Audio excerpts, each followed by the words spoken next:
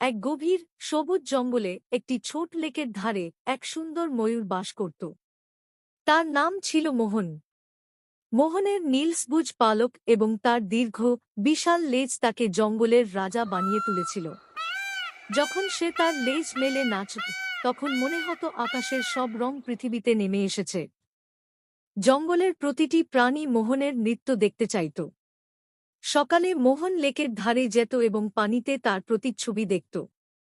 তারপর সে তার পালক মেলে নাচত।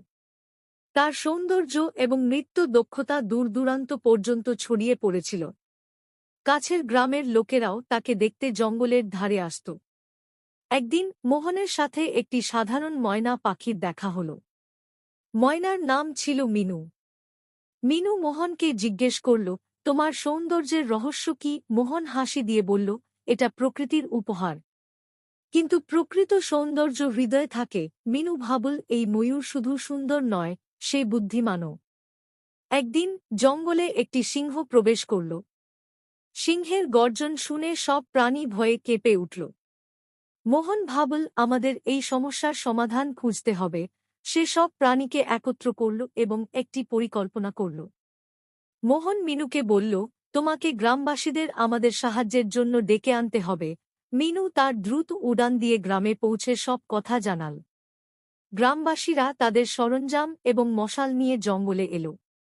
মোহন এবং অন্য প্রাণীরা সিংহকে বিভ্রান্ত করল।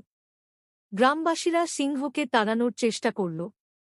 সিংহ কিছুক্ষণ লড়াই করল, কিন্তু গ্রামবাসী এবং প্রাণীদের ঐক্যবদ্ধ প্রচেষ্টায় সে শেষ পর্যন্ত জঙ্গল ছেড়ে চলে গেল। জঙ্গলে আবার শান্তি ফিরে এল। মোহন এবং মিনার বন্ধুত্ব আরও গভীর হল।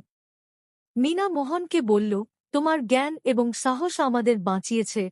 মোহন হাসি মুখে বলল, এটি আমাদের ঐক্যের বিজয়। মোহন সব প্রাণীকে একত্রিত করে বলল, আমাদের সবার মধ্যে কিছু না কিছু বিশেষতা আছে। যদি আমরা একসঙ্গে কাজ করি, তবে কোনো কঠিনাই আমাদের থামাতে পারবে না। সব প্রাণী তার কথা মেনে নিল এবং মিলেমিশে থাকার প্রতিশ্রুতি দিল। মোহনের গল্প জঙ্গলের প্রতিটি কোণে ছড়িয়ে পড়ল। তার জ্ঞান, সাহস এবং নেতৃত্ব তাকে প্রকৃত রাজা বানিয়ে দিয়েছিল। মোহন শিখিয়েছিল যে সৌন্দর্য শুধু বাহ্যিক নয়, হৃদয়ের সৌন্দর্যই সবচেয়ে গুরুত্বপূর্ণ। আর যখন আমরা একত্রিত হই, তখন কোনো চ্যালেঞ্জই আমাদের আটকাতে পারে না।